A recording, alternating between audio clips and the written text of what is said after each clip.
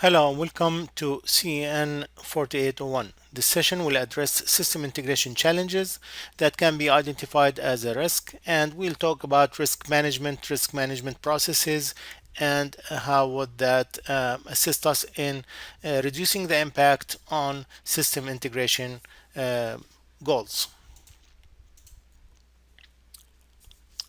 We need to look at the functional and non-functional issues that could lead to risk and that might affect the overall success of the integration process. We can identify risk as any undesirable situation or circumstance which has both the probability of occurring and a potential consequence to the integration success, which means we need to manage that risk.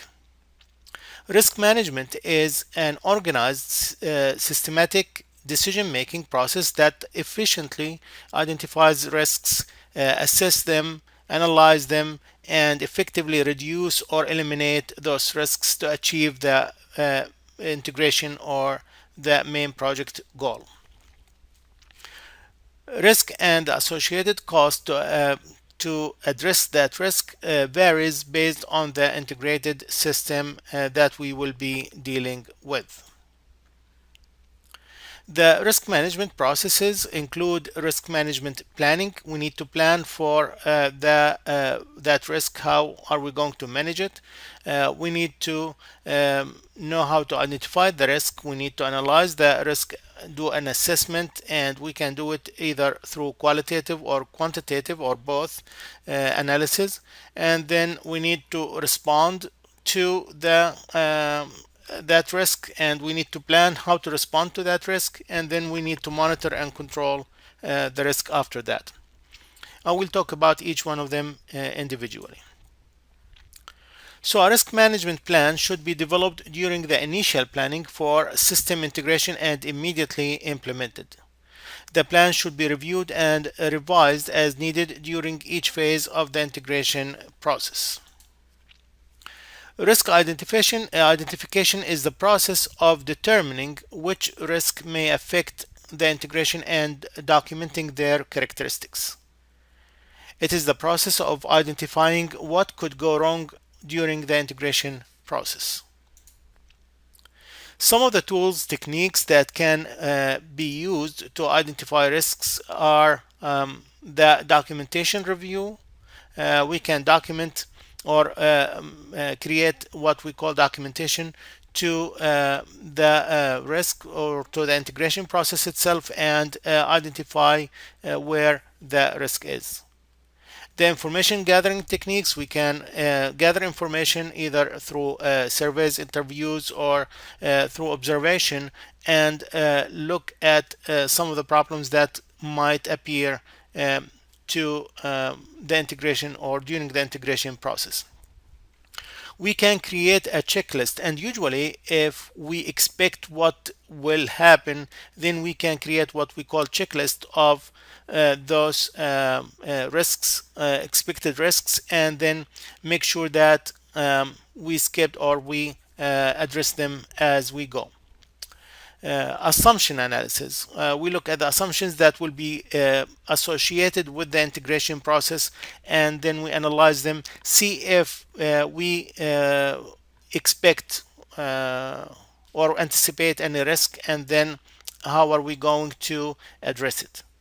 We can also do diagramming, and diagramming techniques can be through the cause and effect diagrams, flow charting, influence diagrams, and with those we will know if risk will happen and where, in which area, and how to address it. We can also do the SWOT analysis, which is the strengths, weaknesses, opportunities, and threats. We can see if we integrated that system or these systems together. Where are the strengths of the integration? What are the weaknesses? If there are weaknesses, are there opportunities of penetration or of risk? There are threats?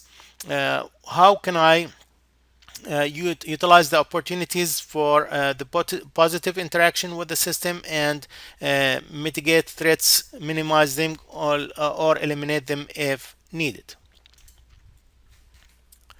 Risk analysis or assessment is divided into the qualitative. As we said, we have qualitative or quantitative risk analysis. Risk analysis is the process of assessing how big the risk is. Qualitative risk analysis is the process of prioritizing risks for further analysis or action by assessing and combining their probabilities of occurrence and impact. The quantitative risk analysis is the process of numerically, so we have numbers here that we can analyze and find the effect of those uh, numbers on the overall integration process.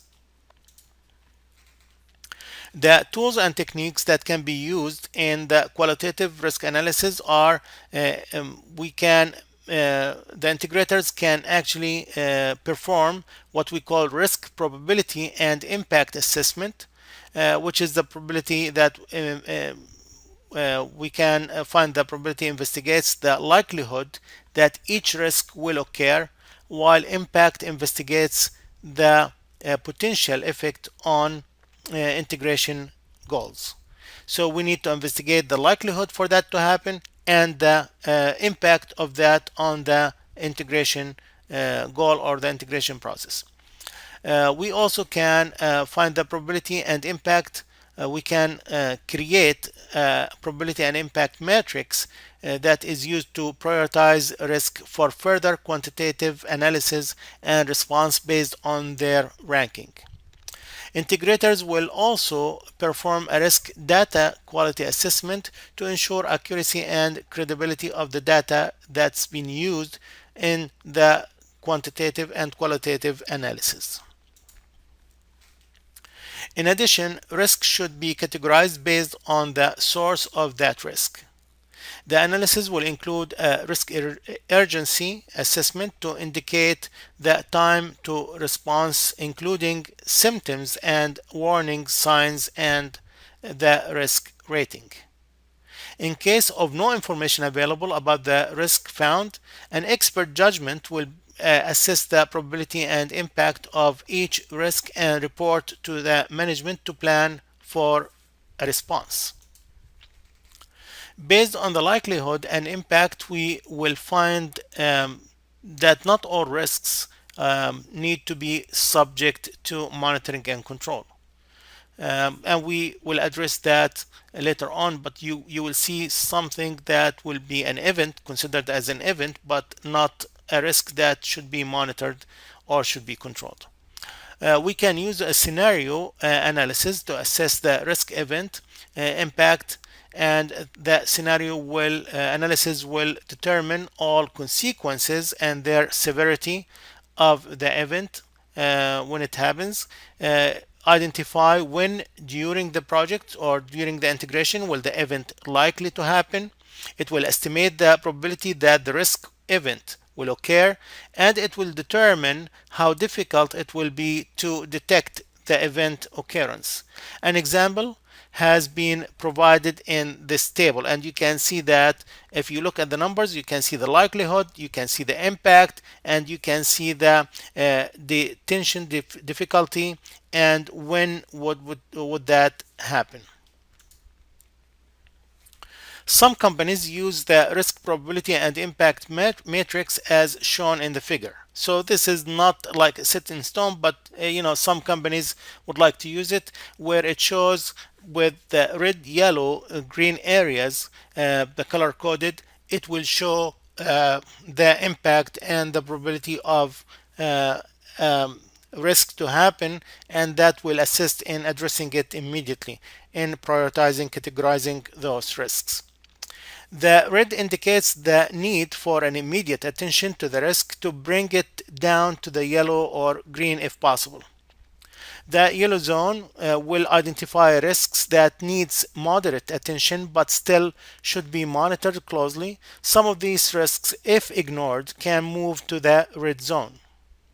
Events in the green zone are not considered as risk and will not impact the integration process. But in case if some of those events were on the green limits of the green and yellow, then we can consider to monitor them. This slide shows the process that will assist in determining the likelihood and consequence of an event. The matrix provides the proper response or approach to address each event. So we can see the different levels from 1 to 5, and the not likely to likely to high likely to happen and near certainty to happen. And with those definitions, we can actually identify the different risks and assign for them the area in the color coded matrix.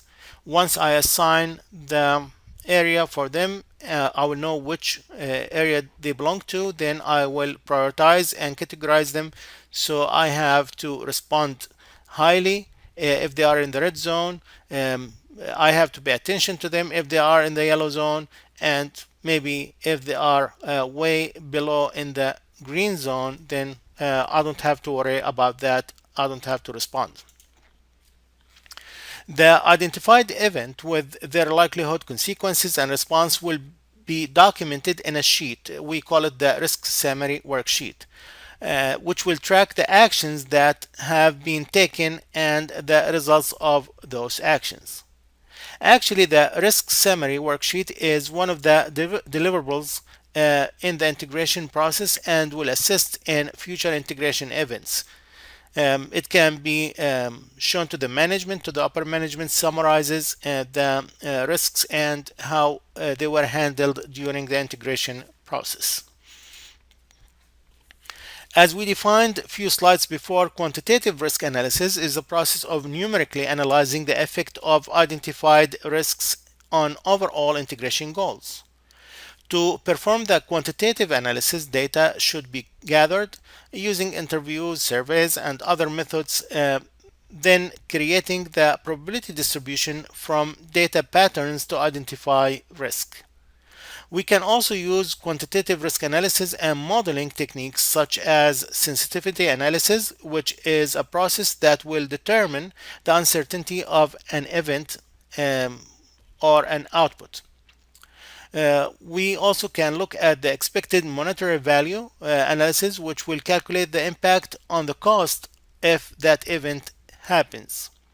We can also use modeling and simulation, which will assist in documenting the expectation through simulated model or models instead of running the actual event.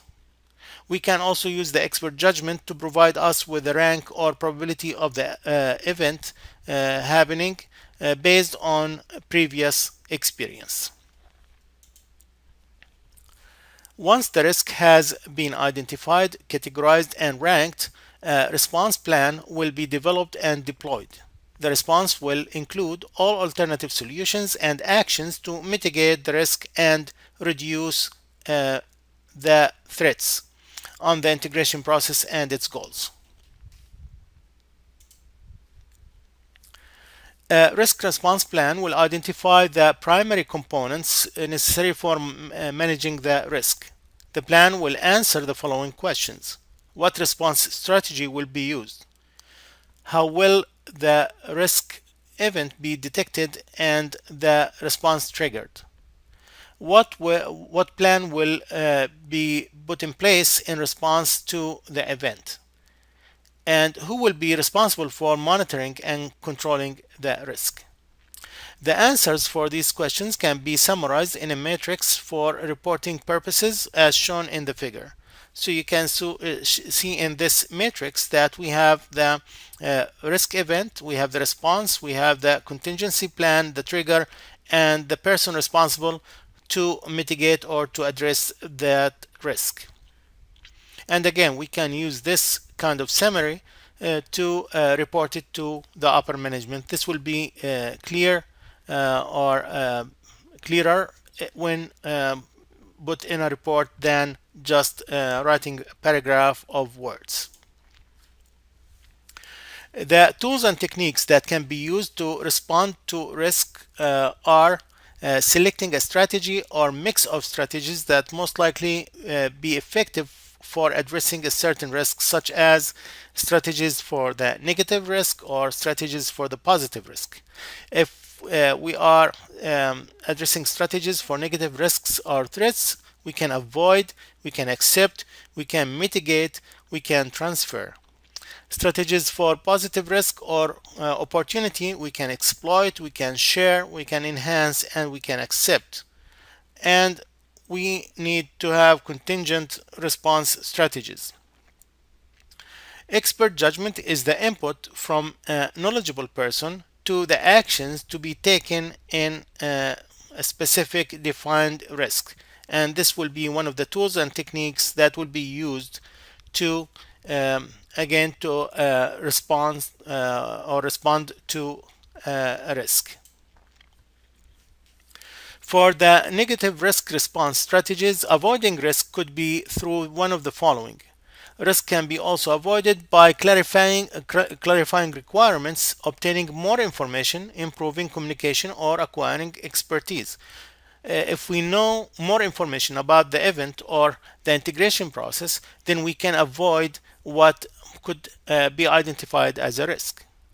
We can also change system integration plan to eliminate the threat entirely. If possible, we can do the integration differently than what we planned for. We can also isolate integration goals from risks and the risk impact. We can change the goal in Jeopardy. For example, we can reduce the scope or change the methodology of the execution. It's hard to happen, but sometimes those goals or those areas that will be jeopardized and could make a risk or could create a risk, then we can make those changes to reduce them. But again, those changes has to meet the overall goal. It has to meet the stakeholder expectations, and we have to get the approval of the management. So those changes will not be easy. We can, which is like a management decision, cancel the integration process, the whole integration process. And that's again an upper management decision when they see that the risk is so high to the limit that they will not be able to avoid it or to mitigate it in a way unless it's been canceled. We can also accept the risk, not to change systems integration plan and deal with the risk as they occur, or unable to identify the proper response strategy, and the integration team will just deal with the risk as they occur. Mitigating risk, and those are actions taking or being taken during the integration to either reduce the likelihood of a risk or reduce the impact of the risk. For example, testing electrical component after being received would reduce the likelihood that bad part would be used in a circuit. We can also transfer risk, means outsource it to an external entity, third party, for example, a contractor to deal with it. And usually the contractor that will be selected will have more experience than the people in the company to deal with that risk. In positive risk response, we can use one of the following strategies: exploit, make sure, which actually makes sure that the event will happen and use all the resources available to address it. We can share the risk, especially if that risk is across units. Then multiple units should be associated with the integration. Assume some portion of the risk and propose the proper solution for all involved parties. everybody will participate with the response to the risk, and they will be able to find the proper solution that will satisfy all parties or all involved parties. Enhance is increasing the probability of that event happening and responding to it as needed. Accept, as we did with the negative response, we can also accept the risk, but that will be based on the impact of that risk on the integration goals. Again, this is if this is positive and could assist or could help in the integration, then we can push it forward to make sure that the impact is helping everybody and not posing a risk for everybody. Retaining risk is used when events with low probability but high impact and no alternative strategy is feasible. In this case, the integration team will have a contingency plan ready in case that event occurs. Risks associated with the technical aspects of systems integration can have the most severe outcomes, can be mitigated by building and testing prototypes of critical components. Can also have available backup or alternative solution designs that have much lower risk. Risks associated with the schedule usually require a trade-off. For example, manage slack time to provide resources for delayed components. Usually, during the integration process, we will give ourselves or the system integrator will give themselves slack time that will assist them in some delays that will happen in other areas. We can also bring more people, more resources that will address the need for finishing within schedule. The problem with that is increasing cost and the reduction in performance. So we have to be careful on adding resources and affecting the probability of that affecting the budget, and that will be another risk of running over the assigned budget. Risks associated with the cost usually result from estimates error and omissions. Time and cost are related, so trade-offs between the schedule delays and the lower cost, that will be a problem. In some cases, we can descope, we can reduce the scope options that can remove some of the components of the integration, but still allow the primary mission to be accomplished. So we need to make sure when we do these trade-offs that, or when we reduce the scope, that we are not affecting the main goal of the integration process. All budgets, mass power, schedule, cost should include reserve a percentage that can be expended as risk events occur. Risk monitoring and control is the process of implementing risk response plans, tracking identified risks, monitoring residual risks, identifying new risks, and evaluating risk process effectiveness throughout the integration process. Continuous monitoring for risk triggers will provide potential risk events that should be identified early in a project, and monitoring for such events immediately can assist in the early response for that event or for that risk and addressing it. Each risk is assigned to a specific person that will assist in having, a person that is expert in that area with the ability to provide some authority to identify and respond to that event. Problems should be immediately reported, embraced, and solved within that process of system integration. Changes in any aspects of system integration need to be documented and communicated. We need to know who will have the authority to approve the change and use written form to track the hardware, software, and document changes. Any changes that will happen during the integration has to be documented and has to be approved by an authorized person. And then we need to know who will implement those changes in the system integration process. Some of the tools and techniques used to monitor and control risk are risk assessment, risk audits. We can do some audits, random audits for the system, variance and trend analysis if we have numerical data, technical performance measurements, reserve analysis, status meetings. Again, we can meet with the integrators, system integrators, with the users, and identify with stakeholders and identify any risk issues that will appear. So all these are techniques that can be used in the risk. Now with that, we are identifying all the challenges, all the issues. If they move from just a challenge to a risk that will impact the integration process, and we looked at the different stages for risk management and how we can respond to those events or those risks.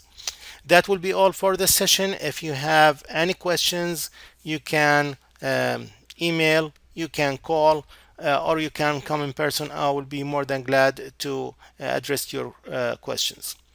Have a great day.